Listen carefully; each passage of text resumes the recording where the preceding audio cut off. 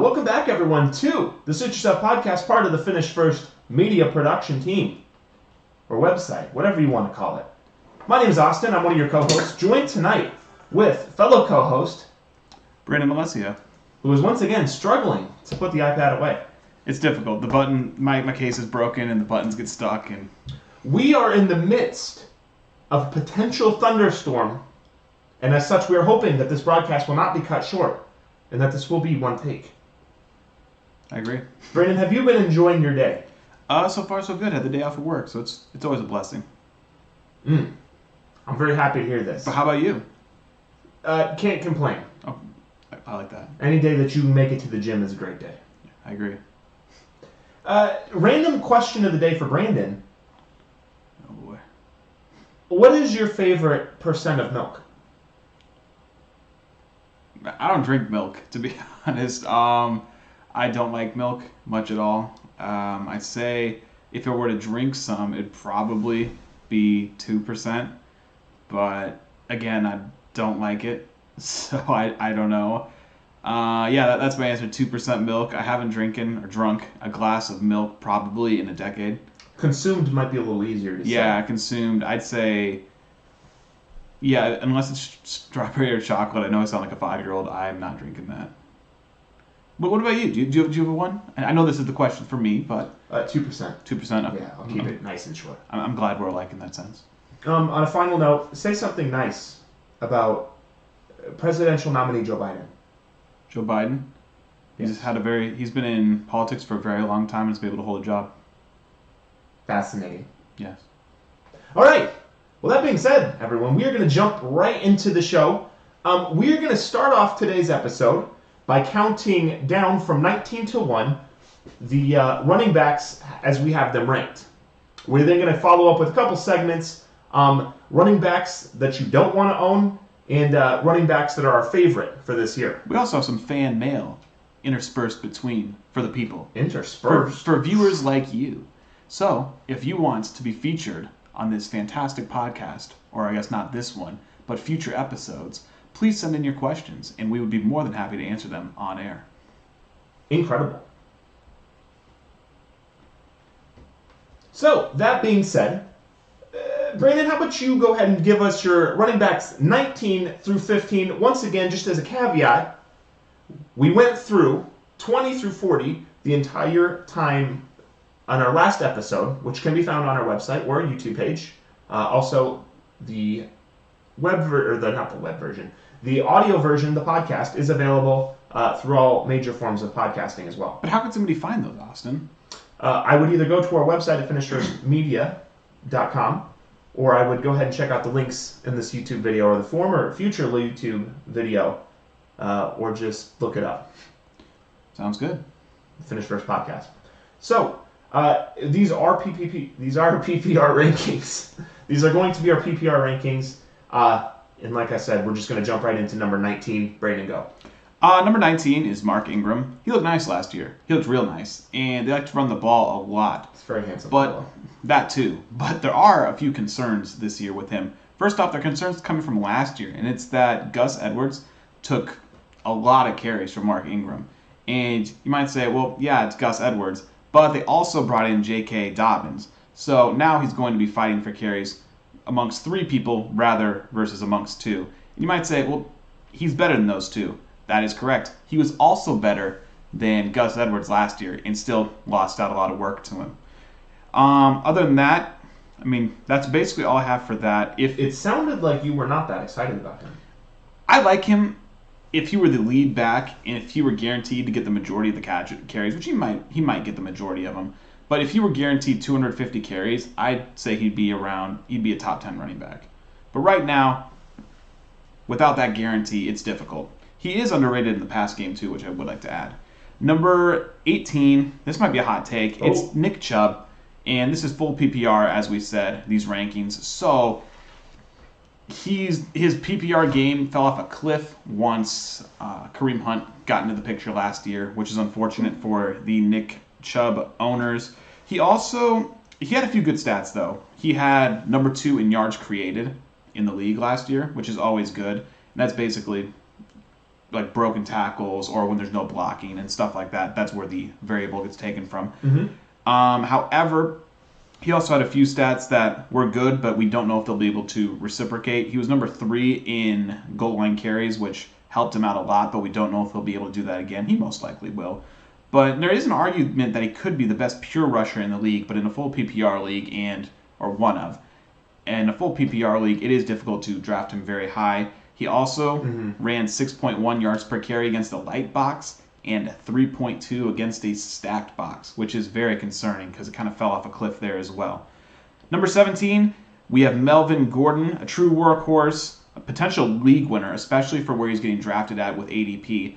And people are quick to forget that he was a top 5 fantasy back 2 years ago. So him getting plugged into the Philip Lindsay role, I think he's better than Philip Lindsay. He's much better on the goal line, a better receiver, and he's also just a more durable guy. Number 16, we have Leonard Fournette. I like Leonard Fournette a lot, especially after what I saw last year. But there were a few things that were bizarre, to say the least. He was the main focal point in the offense, which is great. His efficiency and his receiving yards were the best of his career, which is also fantastic, a great sign. He had the best receiving season of his career with almost 500 yards. He had almost 1,700 all-purpose yards, which is fantastic. But 3 touchdowns. While also leading the league in red zone carries. Fun fact. Number 15. We're going to 15, right?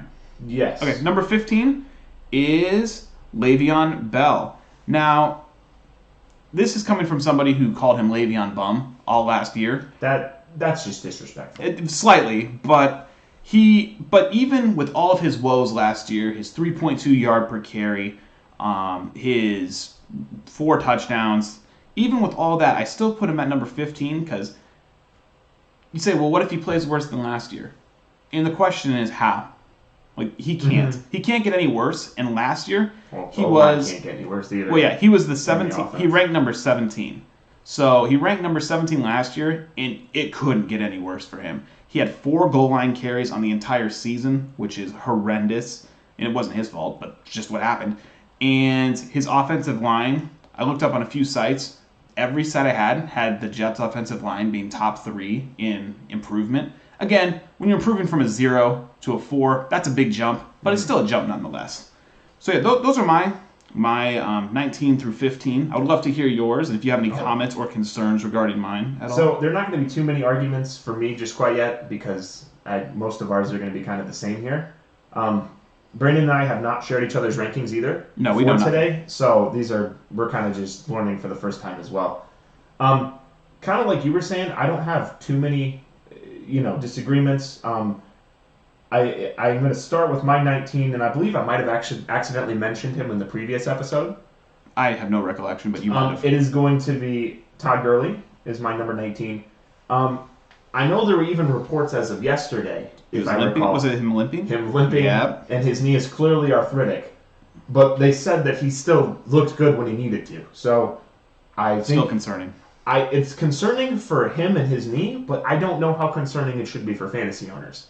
It's not like has a torn ligament or is, you know what I mean? Yeah. I think he's just gonna have to learn how to manage pain, which I'd assume that up to this point he's probably kind of already figured out how to do, if I had to guess. One would think. Since he's probably had this condition going on for a little while. So I expect him to do a lot of work. They don't really have anybody else in that backfield. Ito Smith doesn't concern you? Is it Brian Hill? None of those guys are very concerning to me. Wow. I expect him to do a lot of work, on the ground and in the pass game, assuming that his knee is good for that, which I believe it will, obviously, because I have him ranked pretty high. But I think he's a nice steal, kind of in the back of the teens there.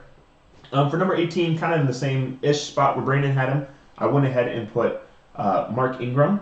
I'm not going to extenuate too far past what you had said, but I think I used the incorrect word there. But I'm not going to go too deep into what was said for the sake of repeating, but I think he's going to be a nice play there. The Ravens run a ton, so I think he's going to be a nice play this year. Nick Chubb comes in at 17 for me. As Brandon mentioned with all the stats, dude is legit a beast. He's very good, and I expect the Browns' offense to be a lot better this year, which means that it should lighten the load a little bit for him, as I expect Baker Mayfield to be a little better on the passing end of things. As we move on here, I have Chris Carson at 16.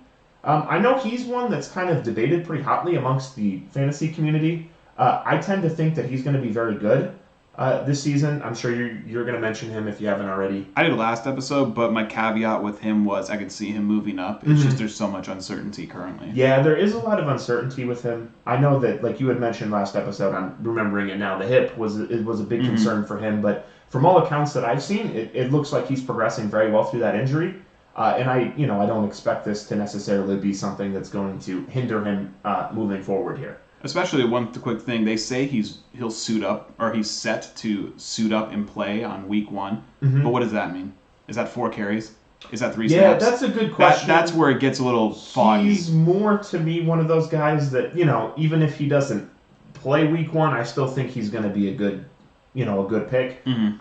Especially, just if you consider, I don't think missing 1 week is necessarily a killer by any means.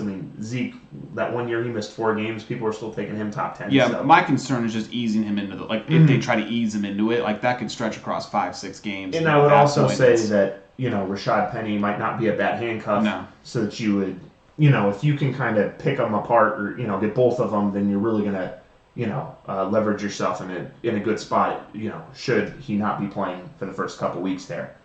And then for my 15, I actually have Joe Mixon. I really like Joe Mixon as a player. He's one of the guys that stands out quite a bit on film.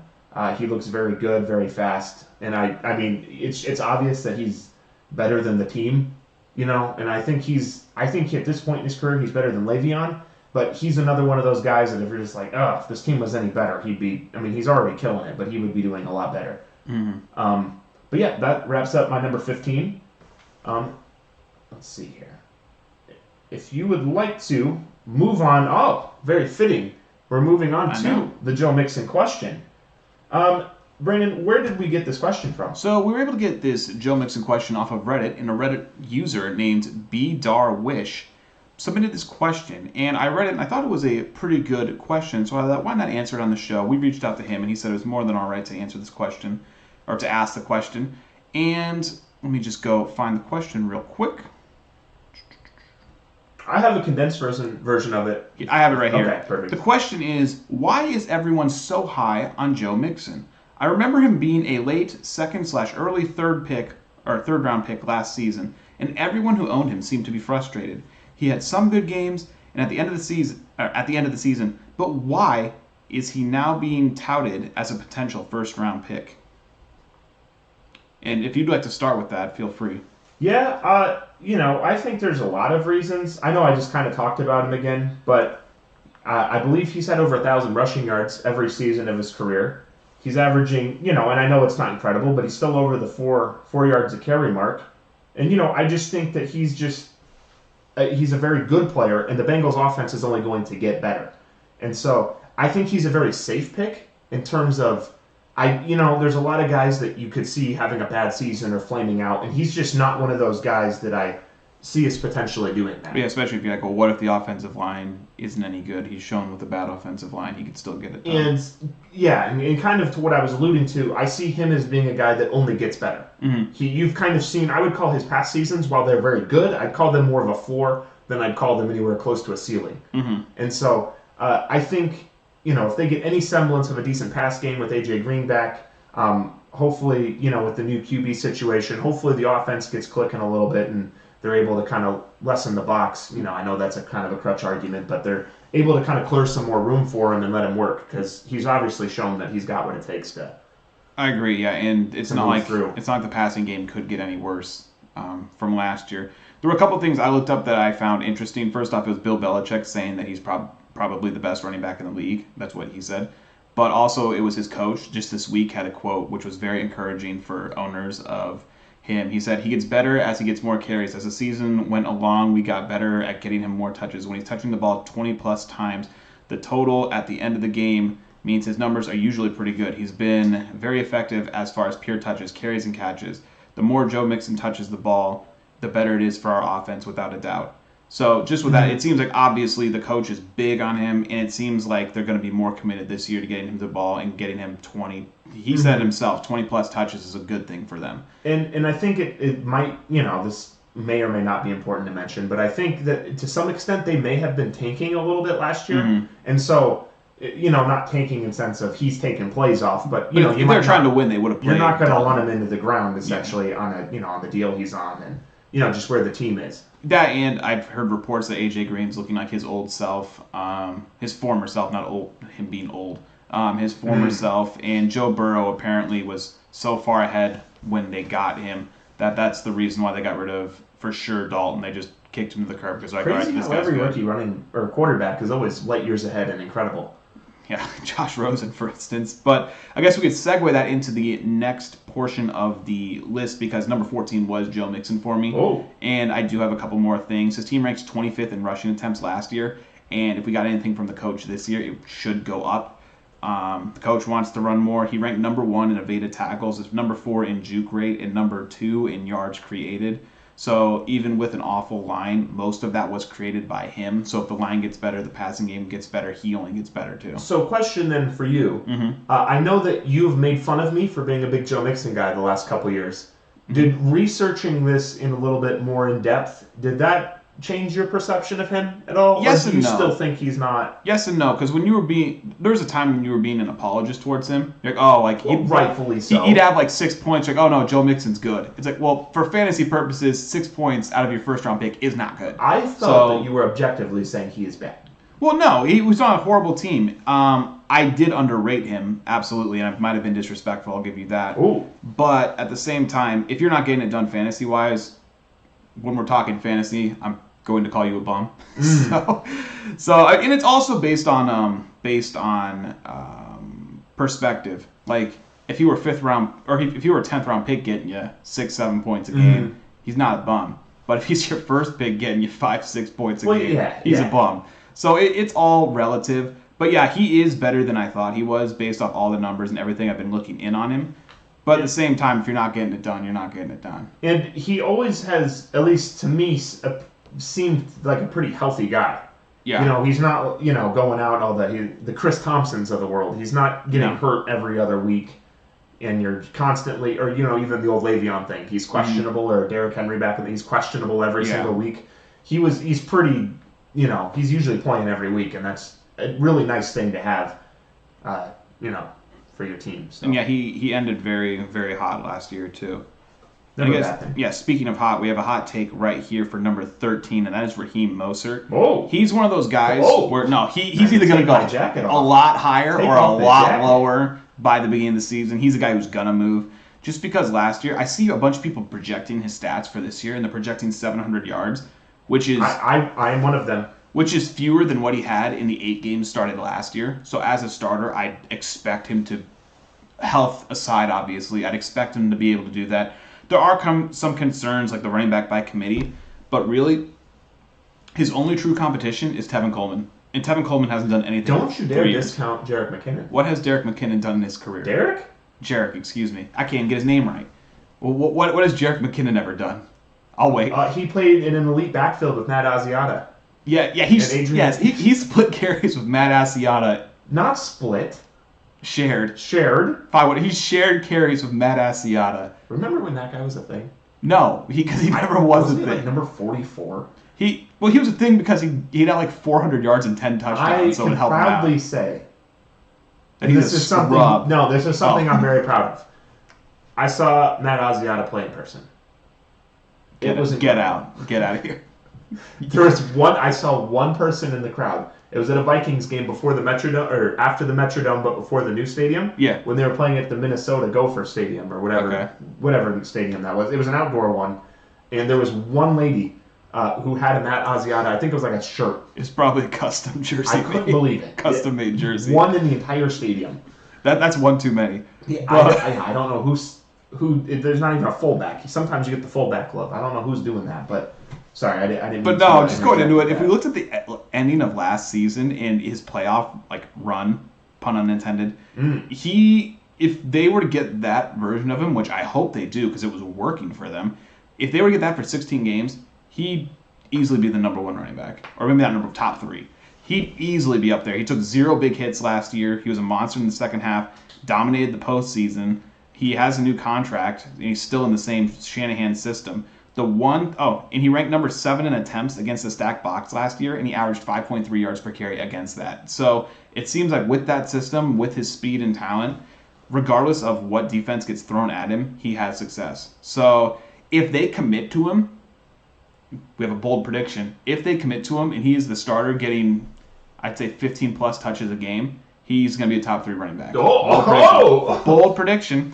And moving along, the one concern is if let's evenly distribute these carries amongst him, Tevin Coleman, and Jerick McKinnon, which would be ludicrous. But if they do that, then that's the one concern. But I find that highly, highly unlikely. His age also is a concern just because he's 28 or 29. I think it's either 27 or 28. And he does not have much wear in the tires, thankfully, but it still is something to be concerned with. Number 12 is Josh Jacobs. He ran very efficiently last year and ranked very high in the evaded tackles and breakaway runs. He's actually 3rd in breakaway runs, which I wouldn't have thought, but that's how it is. He definitely looked good on film. Yeah. He also had a 55 snap share last year, which is not very high, especially for your main guy. So that should go up as well, I'd hope. And and in here, I've made the note, regardless of the amount of defenders in the box, it did make a difference to his efficiency, which is also very good. Very, very, very impressive rookie campaign. Top 5 in red zone carries. Most evaded tackles of any rookie ever. And he took 0 big hits last year. So just something to think about when we think about Josh Jacobs. He does have one main problem, which I'm sure you know, and that's the receiving game. But you also look like you have something you want to say. I was going to ask, now that the Raiders seem to have an identity on offense with all the wide receivers that they've brought in, are you worried at all that he's going to receive less usage and they're going to go more pass heavy? Or are you thinking that I don't think so. It helps him out, if anything? I think it helps him out just because if the receiving game has gotten better, it should keep them on the field more. And we know he works, but these are all young rookies or just new guys. So we don't even know, their passing game could, in theory, I don't think it will, but it could get worse for all we know. Oh. But I think it might take away some of his work in the percentage of rushes versus passes, but at the same time, a better passing attack means you're going to be on the field more. Mm-hmm. So I think it'll even out, if anything. I do want to note, just on a side note, that I have him ranked as my number 24. Oh, so goodness. You and I are a little bit apart on him. Yeah. And again, this is PPR, and this is mostly due to him having essentially no passing work. And it does worry me that, from what I could see, it did not appear that the Raiders had thrown a passing touchdown to a running back in 2 seasons. But fair enough. For sure not last season. That it was a little. My research was a little sketchy. Yeah, he was one of those guys who's a little iffy on for full PPR, and if he were to drop anywhere, I'd say maybe drop down to maybe around pick 17, but not anywhere near 24. But that's just me. Moving on to 11, we have Aaron Jones. He was number 3 in goal line carries, which was good. He was a very good pass catcher. He was number 6 in yards created, which is good. Him being on the Packers helped him out a lot. He only ran against a stacked box 11% of his runs, when most running backs were around the 30 to 40 rank, so that made his efficiency a lot better. He was number 4 in evaded tackles, however, which was nice. The one concern that I have is he did do a lot of work with receiving, but Jamal Williams, is also very good at the receiving, so he might take some of that work. And there is 0 way he repeats his 19 touchdowns from last year. Oh, 0. You don't think so? No, he was number 1 in rushing touchdowns last year, and he was number, I believe, 13 in yards. That's not happening again. Okay. It's not. So I see some regression. He's still a quality starter, but he will not repeat what he did last year. I'm going to have some things to say about that. Sounds good. I'd love to hear it. And that was your... That was my number 11. So I think you got one more. Do I? No, because the last 10 would be 5 and 5. Yeah, I can't do math. All right. Fine. So for number 14, again, a lot of these are going to kind of mix match. Gee whiz. So I'm not going to go into super detail about a lot of those. Fair enough. My number 14 is Le'Veon Bell. Kind of like Brandon alluded to, it couldn't have got any worse for him last year. I thought I was optimistic on him.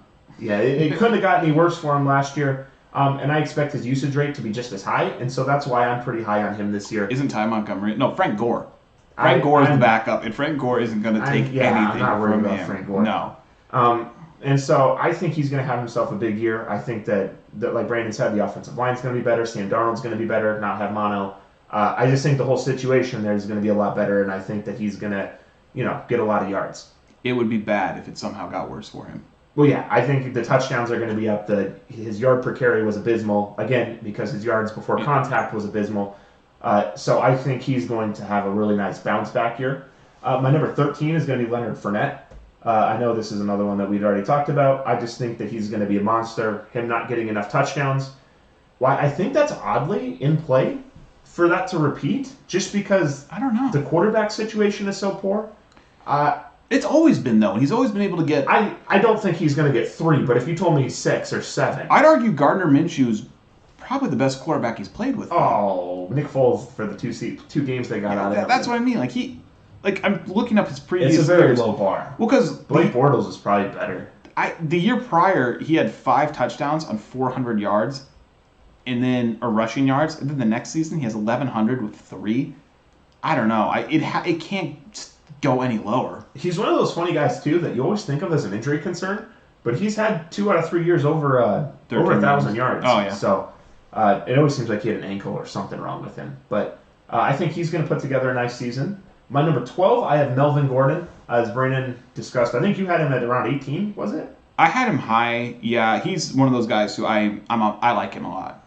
Yeah, he looked really nice last year in the games that he played, and so I'm really excited to see him out there.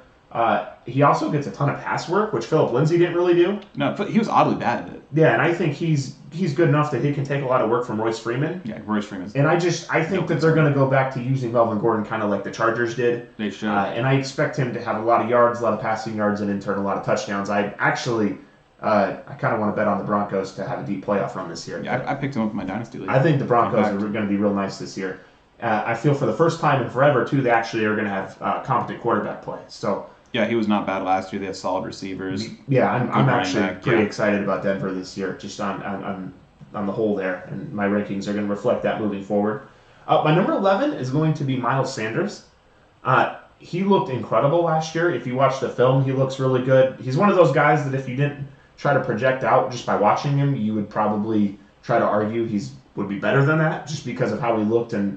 They didn't use him much the first half of the season. Yeah, Jordan Howard was taking carries, and Jordan Howard had 8 goal line carries in the first 8 games.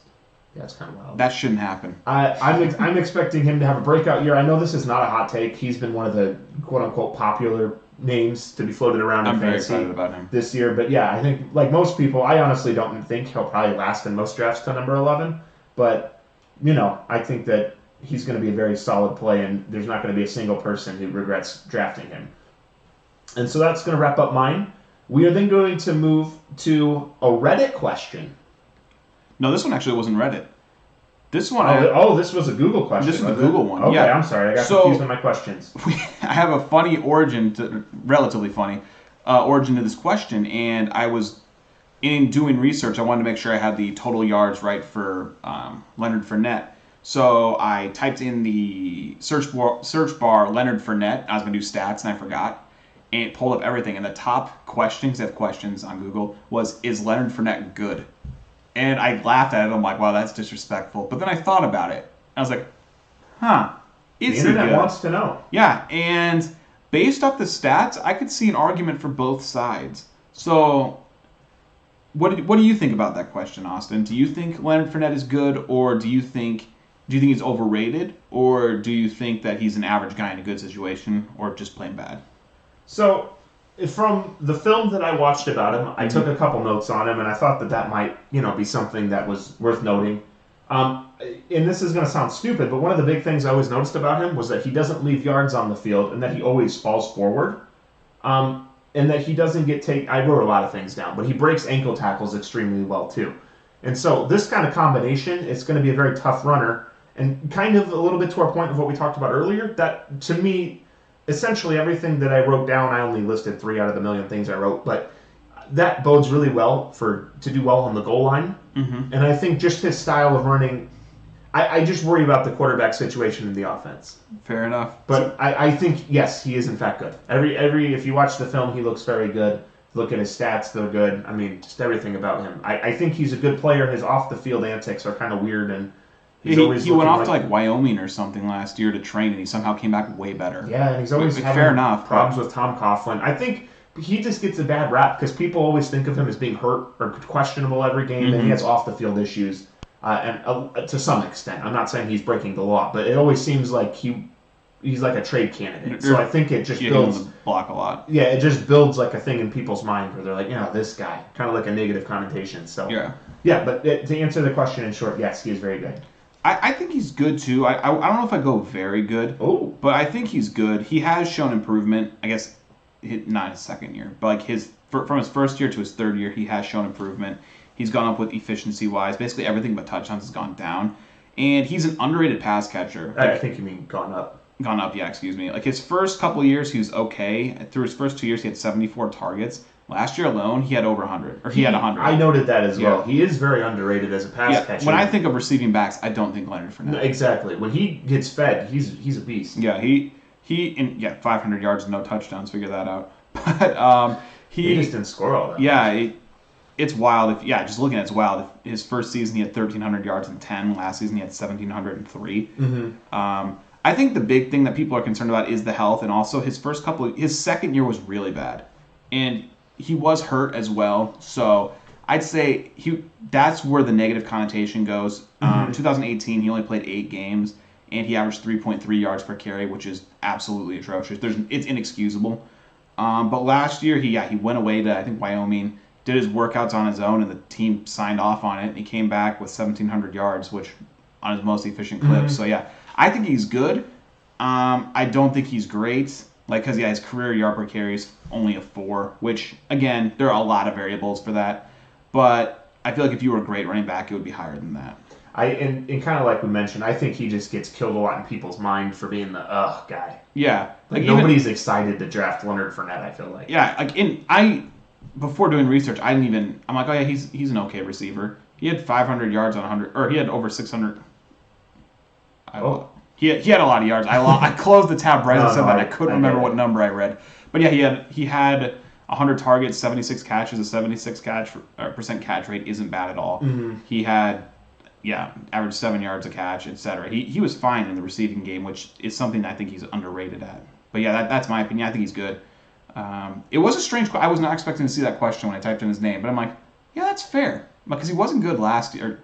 The Google search bar is very telling. Yeah. So, that being said, we're going to move into running backs 9 through 5. So, Brandon, if you want to go ahead 10 and through 5, yeah. Or 10 through 6, sorry. Oh, goodness gracious. 10 through 6. It's tough. You think the 5, but it's not 5. Yeah, and I don't even, I have nothing. I have no excuse. You think 10 minus 5 equals 5, but in this, when you count down, you stop at 6. Still couldn't even subtract that. Yeah, number 10, I have somebody who I drafted last year and loved owning, but I think he's a bit overrated this year, and that's Dalvin Cook. He was 3rd in goal line carries, 5th in yards created, 4th in evaded tackles. There wasn't really a question on talent, but we did see him wear down as the season went on. He missed a couple games, but as the season went on, his numbers started going down a cliff. He was able to recover with those by getting touchdowns, like 30 yards, but then he had 2 touchdowns, so it seemed like a good day, but he didn't. I think it's also worth mentioning with him that he's another one of those guys that has the perception of being hurt a lot. But he is. I know. So I think that's a reason probably, like, if you said he's going to play all 16 games. Oh, yeah. Like, I don't believe that he's going to play all 16 games, but if he does, probably speaks more so to it. I believe that if he does, he's not going to be right all 16. Exactly. And I know that you could say that to a lot of people, but he seems more injury prone or not healthy as just about anybody. And by saying I think he's overrated, I'm still putting him at number 10. So I don't think he's bad by any stretch of the imagination. It's just exactly where I had him as well. It's just like I see him getting he's usually drafted as the number 5 in ADP, at least as of this week, on the calculator where it takes all of them from like 2,000 drafts. He's been rated. He's been drafted around number 5, and I think that's way too high just because his injury worries. And we don't know what that offense is going to be really next year. I mean, we do and we don't. Thielen wasn't. Kirk. Yeah, we have Kirk, but then Diggs is gone, And there are other questions, like Alexander Madison, is he going to take some of the work? Because Alexander Madison's really good, and if they are concerned about his health, they probably give Alexander more carries to ease the load. I think they definitely should. Yeah, I believe they should too. So you with that being your best guy out. Exactly. And with that being said, I don't want to spend a top 5 pick with those concerns. So that's just why I have him at number 10. It might be a warm take, but I guess I have another warm take, and that's Austin Eckler at number 9. There's just wait till I get to I don't think Austin Eckler is a great pure running back through the tackles back. I don't. It's just he's a great receiver. He's a fantastic receiver, and with a rookie quarterback, I feel like they're going to use him as a safety valve like they did last year. I'd say he's the best. People might say Christian McCaffrey, but I'd say that Austin Eckler is the best receiving back in the league. He led the league in yards per touch. Granted, when most of your touches are catches for running backs, obviously.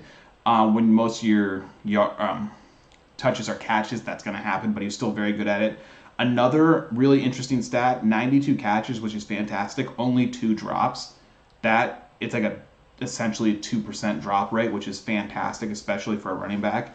And there's no Melvin Gordon. I know they have somebody Justin Jackson, who's going to probably fill the role. But I feel like Eckler last year without Gordon, he was a top 3 back. He was still even good with Gordon. Yeah, he was very good with him. So I think he went away. He's one of those guys where, like, if it came down to him and Dalvin Cook, I might lean towards Dalvin Cook just because I don't know. I feel I guess not Cook's a bad example, but he's one of those guys. I don't know. I don't trust him as a top 10 running back, but I should. And all the numbers from last year when he had a big role say that I should, but for some reason I just don't trust it. But at the same time, you can't deny the numbers from last year. Number 8 is Clyde Edwards on Kansas City. He's another one of those guys where most, or at least people, let me just look it up, his ADP for running backs, he is at the number 6 running back according to data from drafts that happened in between August 12th and August 14th, so the past couple days. Oof, that makes my rankings look a little hot, doesn't it? Yeah, very hot. That's why last episode I was like, huh? I was very confused at that one. But he was the first rookie drafted. He's joining a very, very good system offensively, but especially for running backs. He's a great pass catcher as well, which would really, really help him in that system. And there's no Damian Williams since he opted out. And prior to Damian Williams, over the 5 years prior to last year, every single starting running back, Kansas City running back, was top 5 in fantasy. You're not worried about Spencer Ware? I have no concerns for Spencer Ware. Not a single concern for Spencer Ware. He really has to drop the ball if he's not going to be the lead back. And 5 out of the past 6 years, the lead Chiefs back was a top 5 running back. And he's young, he's healthy, and I think he's going to be a great fit in there. Number 7 is a guy there's 2 guys in here that I think I'm more excited about than most people. And this is one of them. And I guess the next one, you're more excited about him than me, I think. But number 7 is Miles Sanders. He shared the backfield for a large majority of last year. He had the 53% snap share, which for a guy who put up the points he did is incredible. He still was able to manage 1,300 total yards in a rookie season sharing the ball, which is great. Last year, Jordan Howard had 8 goal line carries in the first 8 weeks, which should have been his. So those will go to him this year. So I feel like he'll have a lot of goal line work as well. He's elite in the receiving games, fantastic yards per catch, explosive. There really aren't many concerns. The coach has said that he's their guy, and they're sticking with him. They're like, this is our guy. We're going to use him. Whereas you might say, well, duh, they drafted him. But last year, that wasn't the case, and he was still able to get all this stuff done. I'd have no concerns with Boston Scott, because at the end of the year when Boston Scott was taking receiving work, Miles Sanders still averaged 6 targets a game. So that I'm not concerned about either. I think Miles Sanders has potential to be a top 5 back easily this year. Yeah, definitely. I think there's a lot of potential for him. So yeah, that's kind of the limit. Yeah, last year I think that was his floor. Last year was his floor, especially it's his first year and everything like that. He didn't have any injuries. I'm really, really like Miles Sanders this year, especially. And the last one for this little segment is Kenyon Drake. This is a hot take. Let me look up. I think he's the steal of the draft. He's getting drafted as the number 11 running back, so I guess he isn't that much of a steal, I guess. Well, yeah, but that's the number 11 round, half round. But but I'm saying you don't just draft running backs. True, but also the way people have been drafting, there were only 3 receivers picked before that, and that was it. So, yeah, like, I'm looking on the calculator right now. Everyone's going running back heavy, at least as of the past couple days.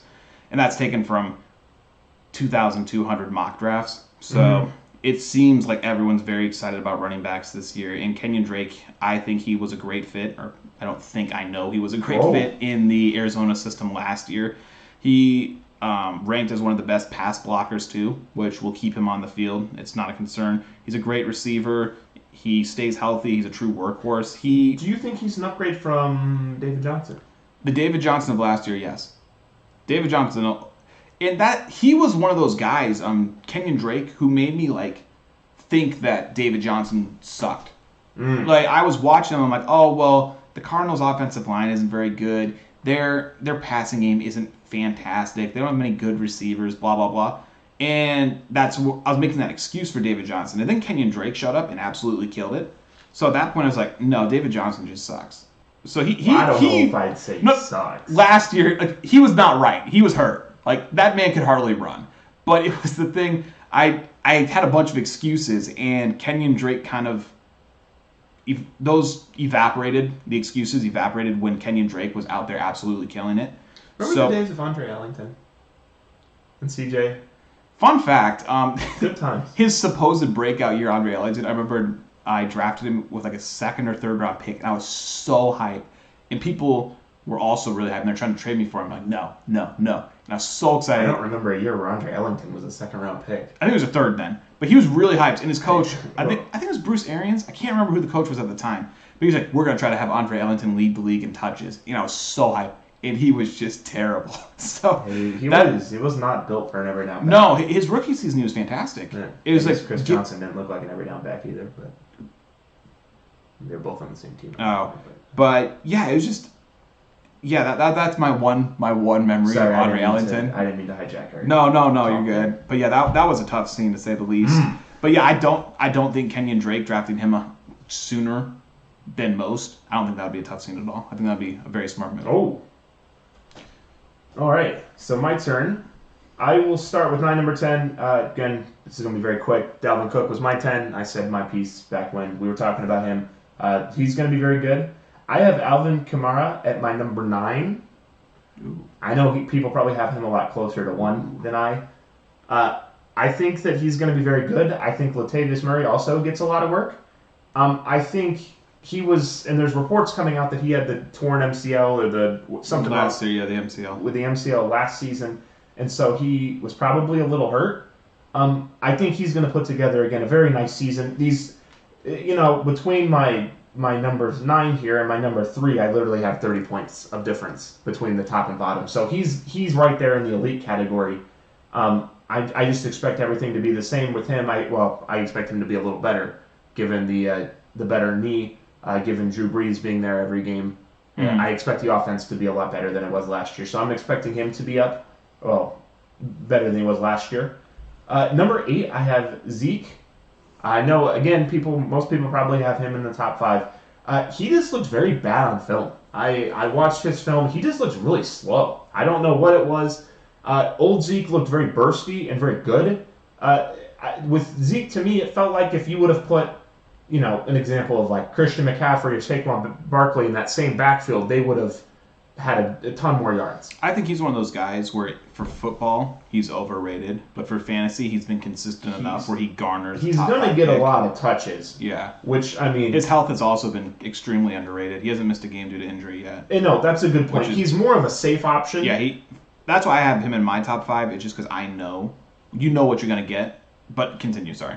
No, you're fine. I also thought the offensive line didn't look as good as it had in previous years. I know that statistically it's not, but it showed on film that it really wasn't all that good. One of the things I was concerned about with the film I watched is I even put a note here is that he doesn't win a one-on-one tackling situation very much, which is very concerning. He didn't look like he broke many tackles. And, say what you want. I'm sure that, that's maybe not true, but the stats, but it just, with the eye test, he just didn't look very good, personally. I also feel he did not have good breakaway speed. So even if he was good at hitting the holes and he was good at finding the open space, but once he hit it, he went, how the McCaffreys or the Nick Chubbs, they burst through, and he's seeing just a not jog, but it wasn't bursty. He was slowly running through the hole, and he could never get separation, is how I saw it. So that's why he is a little down for me. Again, he's going to be one of those guys that's very safe. I'm not worried about his production so much. It's just I don't think the upside is there as it was. I'm looking it up right here. His breakaway run rate was at 3%, which ranked him as the number 39 running back. Yeah, it looks, and this is I didn't look. And that's a carry of 15 yards or more. I didn't look at that stat. I watched the film, and that's what I noted. Like it was like a constant theme. It was like if this dude was faster, he would be, getting extra 10, 20 yards on these plays, and he just wasn't. So. Again, that's probably more of an analysis of him versus his fantasy production, but I just don't think he has the upside that he has had the last couple of years. My number 7, again, some of these guys are ranked a little lower than people are going to think, but are higher. I have Derrick Henry at my number 7. Dude's an absolute machine. He's very good on film. He's very quick. He's very shifty. I just think, again, there's not many points separating him between 7 and 3. I just think he's in that elite group still. I think that he's going to be a great option, doesn't get hurt that much. The team is revolved around him. He's, it's kind of you're just nitpicking at this point with all the top That's guys. His exact ADP, number 7. Yeah, so you're not alone on that opinion. To be honest, if you just ask me to disregard how I projected this, I think he's better than the number 7 spot. Personally, I might draft him higher than number 7. I'm just saying that's how I've projected him out as a number 7. Fair enough. Number 6, I have James Conner. This is going to be the hottest take of all time here. James Conner, and I know that I'm going to take a lot of flack for this. I just want to note that in 2018, which is essentially his breakout year, that he had 12 games started, 13 games played, and he had 12 touchdowns rushing in those games. And he also had 1 receiving touchdown. It's last year, I tried to discount last year a little bit. On a per-game basis, he was fine. He only played 10 games last year. He still put 4 touchdowns together, had a bunch of, receiving work. The dude's a monster with all-purpose yards. He's a monster through the air, on the run. The biggest question for him is health. If he would ever play 16 games with Ben Roethlisberger, he'd probably, I don't think that's that hot of a take. I could see him being a top 5 player.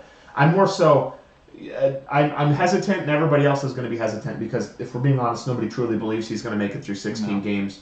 But just the double-digit touchdowns he's put together, he was putting touchdowns together without Ben Roethlisberger on that trash offense last year. He filled the Le'Veon role very well. I think he's very good. I'm telling you, he is very underrated. I think his health is what is holding him back, though. If we're just being honest, he's the definition of a guy that I would still be willing to spend a high pick on, but I'd have to reach for the handcuff because you're going to have him. So. Yeah. And then that was your last one. That was my last one. Okay, perfect. Yeah, last episode with James Conner, I had him marked for one of those guys who we could see transcending where they're getting drafted at. He was one of those guys. Just his health is what concerns me the most. Yeah, and it's a real concern. And so now we are going to do our top 5 definitive player rankings of 2020. These are players that you must own. Must own players of 2020. The best of the best. I'd argue that any of the top 20 are must-owns, but for argument's sake. For argument's sake, no. These are the guys you want to own. I did a bad job with that. I'm not gonna lie. Let's see here. So for my number 5, I'm going to start off by reading all of these stats and the rankings for them. He was number 3 in drop passes. His run block efficiency was average. His breakaway run weight was number 39. I think I know who we're talking about. His yards per touch was only 23rd in the league. True yard per carry was only a number 17. Juke rate was rated number 27. His production premium, 38. Yards created per touch was number 39. And with all of those deficiencies, he's still ranked as the number 4 running back last year, and that's Ezekiel Elliott. That's the thing where he could have all the bad stats or maybe not bad, but questionable stats in the world. But because of the role he's in, he's finished a top 5 back not the season where he sat out for 4 games. Mm-hmm. But if he would have played those games at the same clip, he would have. But he's ended as a top 5 running back every year.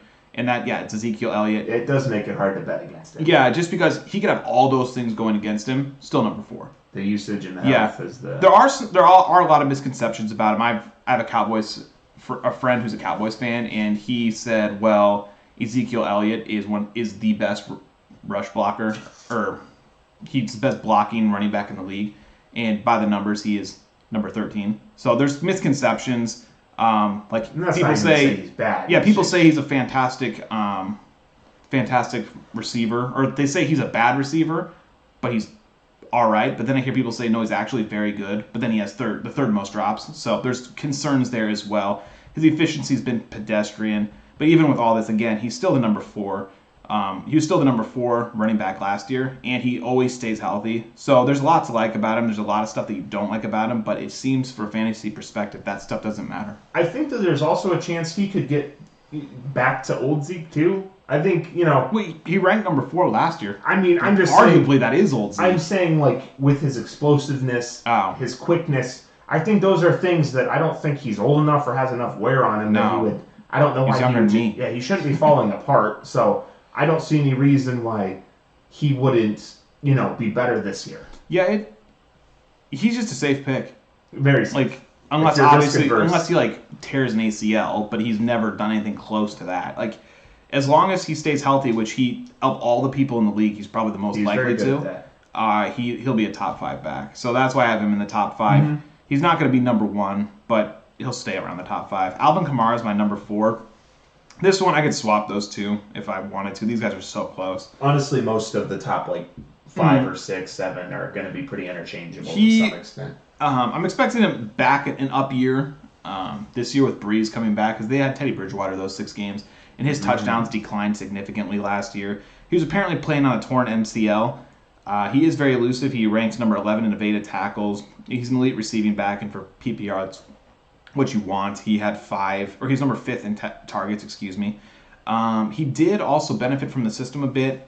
This is most likely when Drew Brees was in. 45% of his runs were against the light box, which is only 6 or fewer defenders. That's nice. So, yeah, 45%, that's good. There's one thing that I found incredible, other than his sprained ankle and his torn MCL, these could be a product of this. He led the league in big hits, which is, when you think of him, shifty, he avoids the contact. He led the league in big hits. So that's something that I don't think a lot of people know about, and I didn't know about it until I looked it up. But he's had kind of injury concerns in the past, and maybe he gets hit a lot more than we think he does. One thing that always concerned me a little bit when I watched the film, and Latavius Murray, was how much they ran him up the middle. They do that all the time. He was hitting A/B gap all day, where with his skill set, they hardly ever used him on the ends. But it worked. That's the weird part. It works perfectly fine. A guy like him, you want to get in space, though. So, I felt like if they would... I don't know why they don't, and I'm sure there's a good reason, but it seemed like if they used him at all on the perimeter, he'd be so much better. Mm-hmm. But I don't know. Yeah, he's one of those guys, I think, a lot... whenever I talk about anybody, he doesn't get hurt, he evades tackles. But I guess not. The stats say otherwise. Number 3, I still like him a lot, though. I was going to say, Latavius Murray does. He's such a good handcuff where they'd be fools not to use him, especially in scenarios like on the goal line. I feel like you have to. Latavius Murray, as a backup, is fantastic.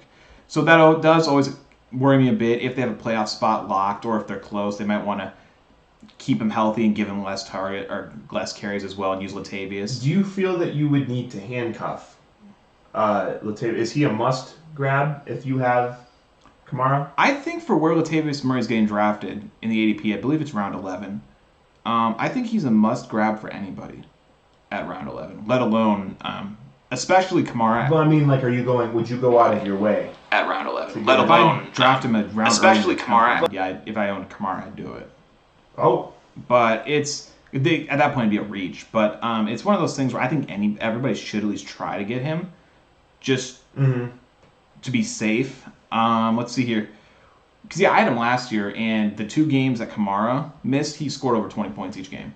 Mm-hmm. And he won me a couple of games for what I spent. I think I spent a 12th or 13th round pick on him. And if you can win a couple of games with a 12th or 13th round pick, I think you should do it. Because mostly, those guys are typically busts anyways. If you're drafting poorly. But number 3 is Derrick Henry.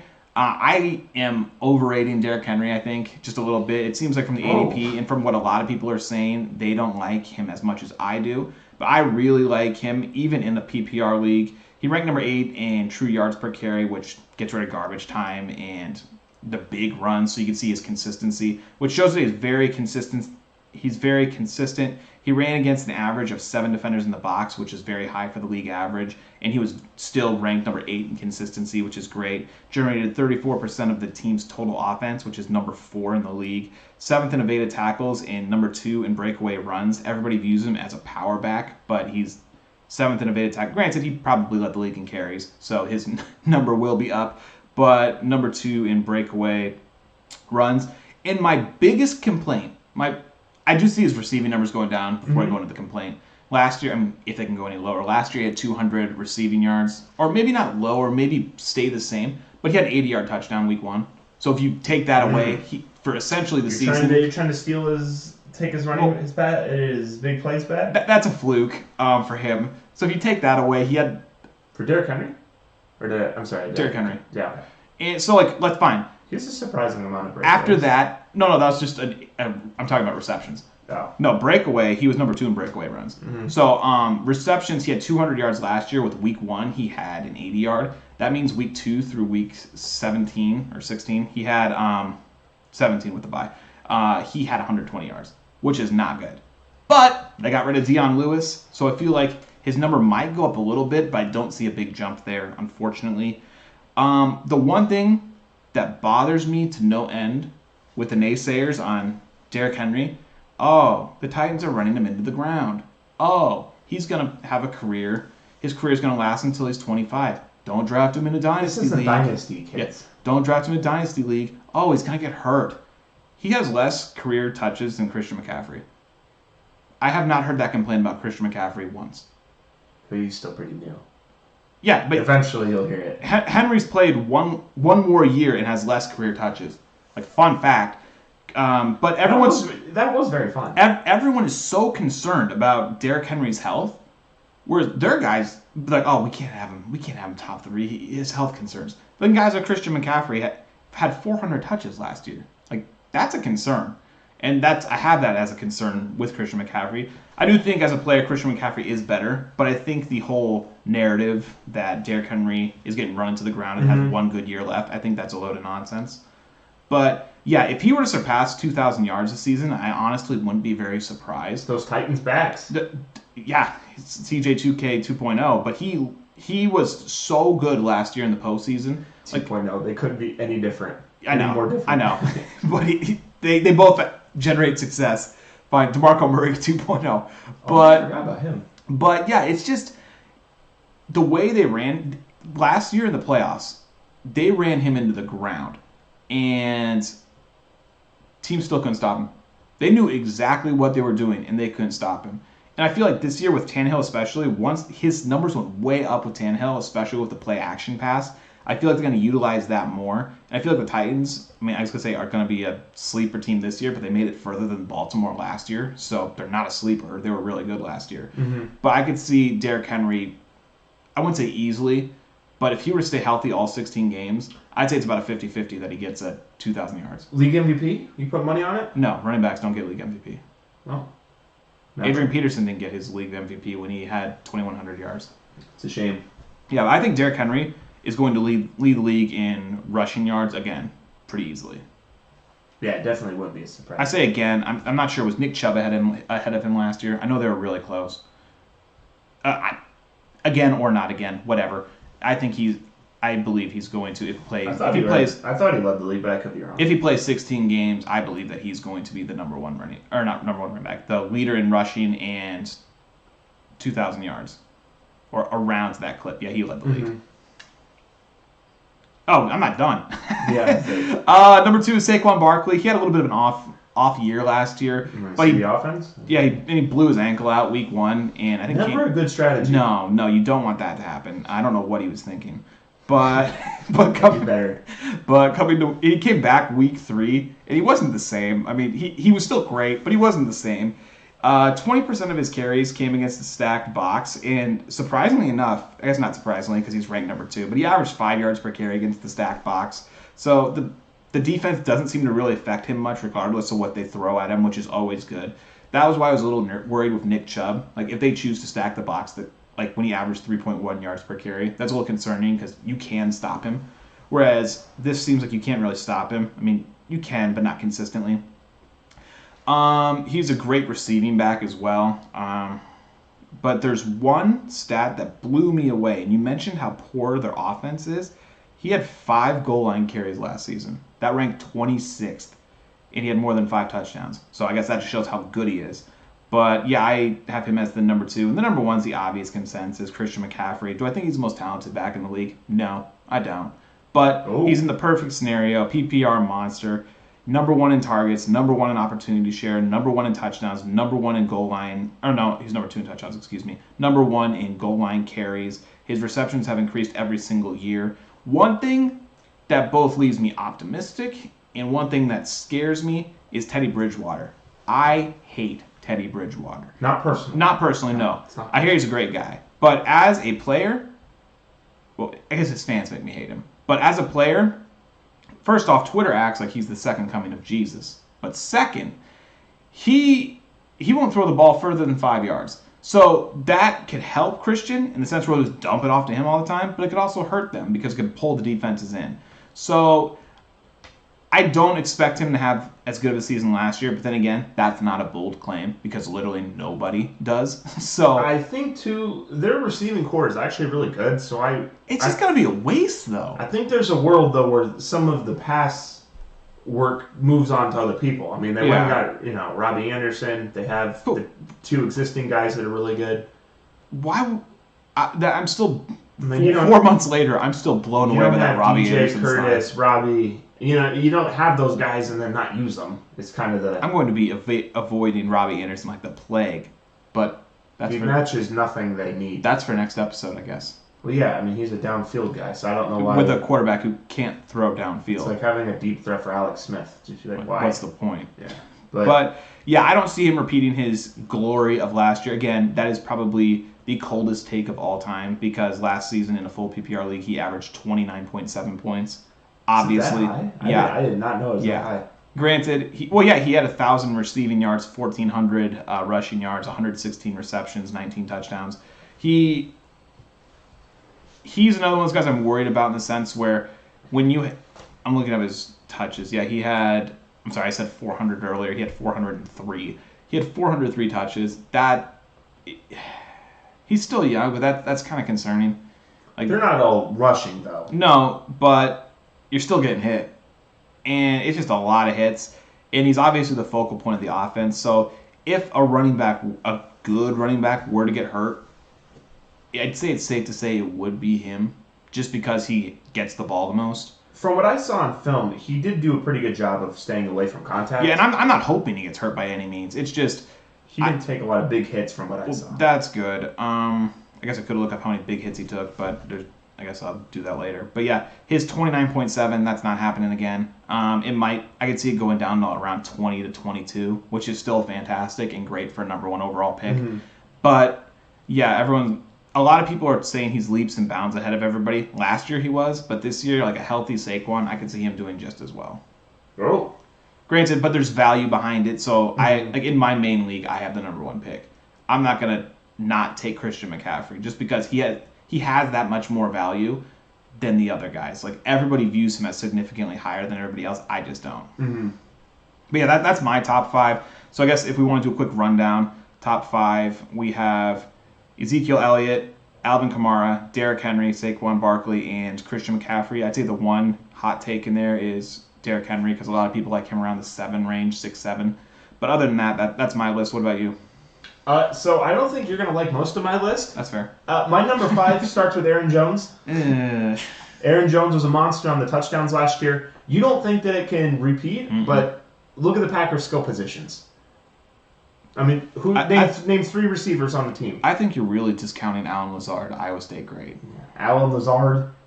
They have Allen Lazard, they have Devontae Adams, and they have I can't think of his name, the guy who was on the Colts and on the Patriots. and he just opted out. Our big free agent opted out. They And by just big opt- free agent, I mean Who's he's he? tall, not Who is he's he again? popular. I can't remember his name. I don't even want to talk about it because I'm so bitter.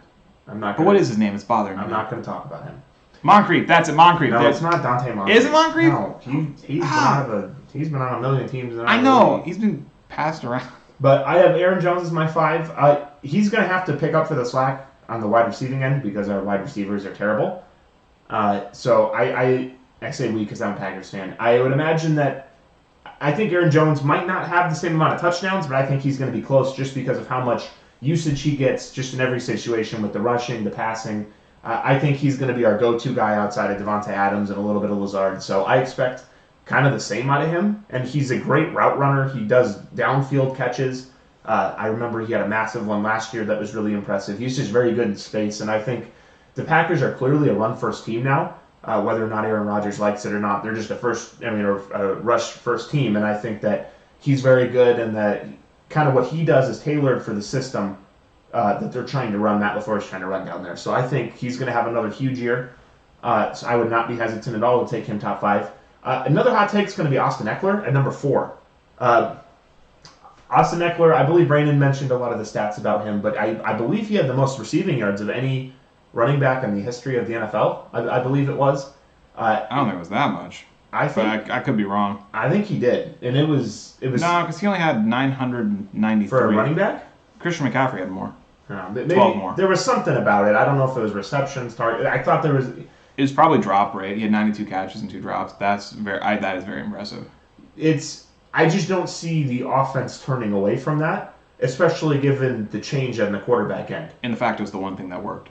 Yeah, I just think that that's something that they're going to keep going to, and I expect him just to be a beast again this year. Yeah. I expect more of the same, more of him to get all the passing work. Melvin Gordon is gone, so he should have his role essentially increase some more. It's funny because I thought it was a hot take putting him at number 9. It's in a PPR. He just does so much. He does. Yeah, so much with the I passing. think 92 receptions, which that alone, 92 divided by 16, what's that? Like 6 points a game just on catches. Yeah, it's something like that. It's pretty crazy. So I'm expecting more of the same from him. At number 3, another hot take. It's going to be Kenyon Drake. His production for the 8 games was just incredible. It's clear that he's a match for this offense. I'm not. I know a lot of people are going to argue he wasn't doing all that much in Miami, and his season was terrible in Miami last year. To that, running back does well in Miami. I'd ask the question: Who did? Ryan Fitzpatrick. Who found success? Ryan Fitzpatrick. Nobody. So I'm a big believer in Kenyon Drake. I don't think what we saw last year was a fluke, and if anything, I think he could probably get better. I would be more concerned about DeAndre Hopkins than I would be about Kenyon Drake as far as production goes. He was incredible. So I like him at my number 3. At number 2, same as Brandon, I have Saquon. Dude's a monster. He does have a little bit of track record of getting hurt, but he seems to play through it. You'd like to think that the Giants are going to keep getting better. I still don't know how the quarterback situation is going to. I don't think Daniel Jones is all that incredible, but we'll see how that pans out. I'm not a believer like most either. Yeah, he's good enough. Well, Saquon's good enough to overcome that. So Yeah. I like Saquon there. And then at my number 1, everybody's number 1, Christian McCaffrey. Don't really have to say much. It's just going to be he's very durable. He doesn't miss many games. Has he even missed a game? I don't know. He's very durable, and he's just going to be constant production. If you're sitting there at number 1 and you don't know what the heck you're doing, just take Christian McCaffrey. Essentially, he's the auto. This is one of the few times that the auto pick is legit right. So yeah, you're going to want Christian McCaffrey, and so. Those are going to wrap up our rankings. We have a couple last-second segments for the people out there, the no people watching. The first segment is going to be essentially who not to draft on your fantasy team this year. This is going to be an interesting segment. These are, again, people who you do not want on your team. And when I say do not want, this is more so of ADP. So you don't want to spend... It's not that this person's terrible or if you could get them 6 rounds later not to take them. It's more so where they're being drafted currently, you're going to want to stay away. So, Brandon, how about you lead us off real quick and give us who you would not want on your fantasy team at the current ADP? I'm not sure what kind of take this is. I think people might agree with this. I'm not entirely sure. But my first one is Todd Gurley. I like Todd Gurley, and this has nothing to do with his limp at all. I guess the limp didn't help. But Todd Gurley, he went from an offense that was geared for him really Mm-hmm. to an offense that isn't entirely, whereas he still could be beneficial, obviously. But the offensive line, they rank around the same too. So people say he ran behind a bad offensive line last year. Well, he's running behind essentially the same thing. I saw them ranked. I think the Rams were ranked number 26 and the Falcons were 27, something like that. So it's essentially as close as you can get. In my personal opinion, the one thing that will help is going to be the quarterback consistency. Yeah. I know this is a do not draft on. I read that in even years, Ryan has been, this is since 2010, in even years of 2010, 12, 14, he's been top 5 every year. But in odd years, he's never been top 5. I don't know if that's valid. All right, Alex Jones. I guess that. I read that on, I think, Reddit this morning. And I was like, huh. And I was going to fact check it, and I completely forgot. But it is an even year. Something you probably shouldn't have said. It's an even year. But fair enough. I just thought it was interesting. I'm going to have to check the that. fact check part. You just say that he's. Yeah, well, fair enough. Nobody will look it up. And true. Yeah. Never mind. It is 100% true. Everything you read on the Reddit is correct. Absolutely. But my big concern with him is last year he ranked number 15 and he was healthy, and his ADP is 15 now, and I don't think the situation's changing much. So I see him finishing, like, if he's healthy, finishing at around the same area as he did last time, and he's being drafted as though he's going to stay healthy. And with his knee problems, I could see he's one of those guys where you're concerned about health-wise, and with those guys, I feel like they should be drafted a few picks behind their spot the year before. So if he ranked number 15, but you're concerned about his health, you should probably draft it around to pick 20 just to make up for that, because there's that risk factor in it. But he is not. So he's a guy I'd want on my team.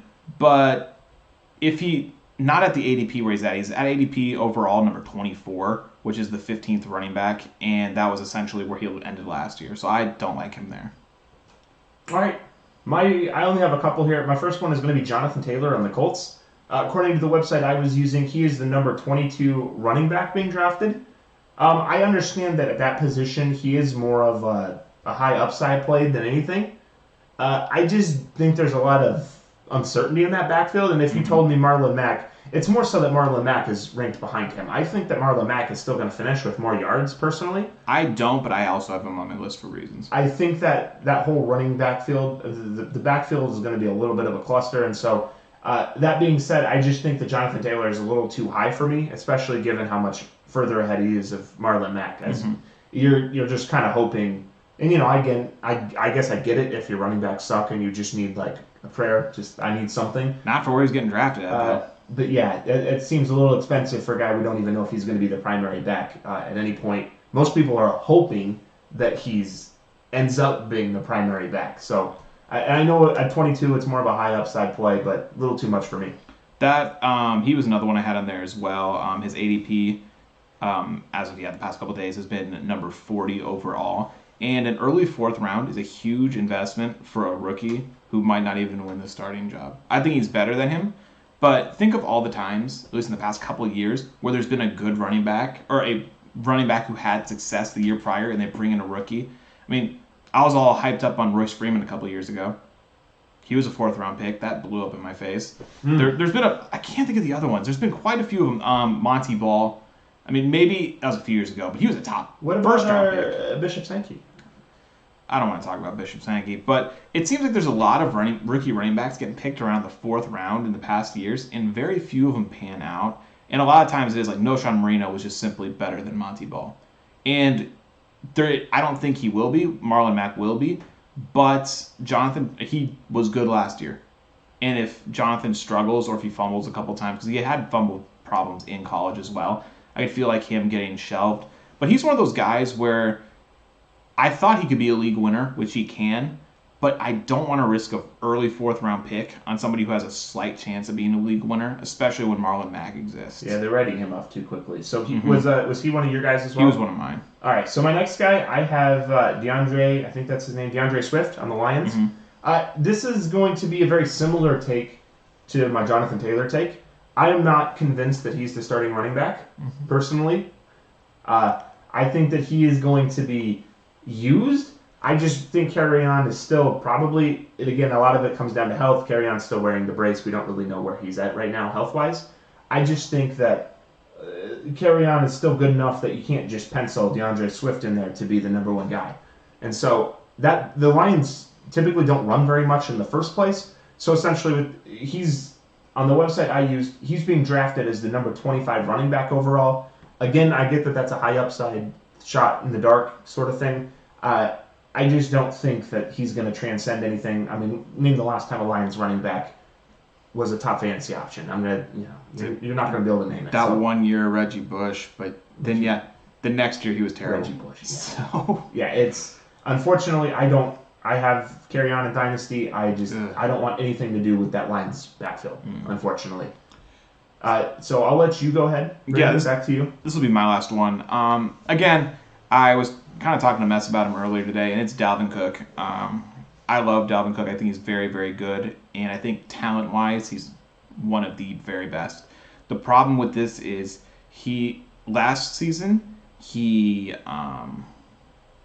finished as the number 6 running back overall, and this year he's finishing as the number 5, and he's moving up a spot when he's one of the most injury-prone backs in the league. So this worries me for a variety of reasons. Like I stated with Todd Gurley, if you're injury-prone and you finish, like let's say at number 5, I would never draft you at pick number 5, ever, because you're worried about the injury. However, he finished at number 6, and he somehow moved forward. So he moved forward, and he's had injury concerns his whole career. I would have loved, so when we say we wouldn't draft him, I would love Dalvin Cook on my team, absolutely. But not at pick number 6. Absolutely not. He's being picked behind Derrick Henry. I'd be much more confident in Derrick Henry. He's being picked in front of like Miles Sanders. I'd be more comfortable with Miles Sanders too. So there are plenty of guys out there to be much more comfortable with just because of health-wise and other reasons who are being drafted after him. So unless everybody reaches on those guys and he falls to me at around pick 10, in between 10 and 15, I would not take Dalvin Cook. All right, so that is going to wrap it up for our running back week that we did this week. Did we have any more questions? We did have the option for draft or pass, but if we're running out of time, we could. I think we might want to save that one for a different time here. We're running a little long today. That's what I thought. Did we have any last-second questions, or did we get through all the questions that we had? No, just the sign-off. All right, well, perfect. Just as a reminder to everybody, we are still new on this podcast, so we're still figuring out camera angles, volume, all the fun stuff. Hopefully the camera did not shake this week. But we are going to try to get on a set schedule. It's probably going to be Mondays, Wednesdays, something like that, but we'll get it figured out. Brandon, where can the good people find our different outlets? You can find us in the mecca of fantasy football, and that is finishfirstmedia.com. That is finishfirstmedia.com. Still under a little bit of development. It is being developed currently. Be, by the time everyone hears this, it should hopefully be fixed up. Yeah, I mean, it's not in shambles by any means, but we're trying to perfect it and make everything as high quality as possible. You can also find us on the YouTube channel, which you might even be seeing us on right now, and that is that is not Finish First Media. It is actually on the Suit Yourself. Is it Suit Yourself Pod? I believe our YouTube channel's name is Suit Yourself Pod. So we'll be under there as well. You could also find our podcast on Spotify or on Apple as well. And we do fall under the umbrella of Finish First Media, which is a set of podcasts that we do with our friends. They are beginning theirs within the next couple weeks, I believe. Dynasty.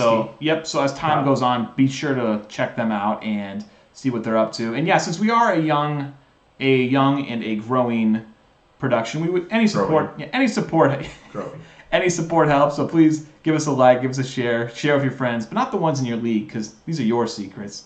But yeah, that's all we have for today. Thank you to the Reddit users who helped us out as well. We really appreciate it. And if you have any questions, feel free to send them our way as well. We also accept negative comments. Yeah, negative comments as well. Any views help. Even the negative ones. All right. Well, thanks, everybody. Talk to you later.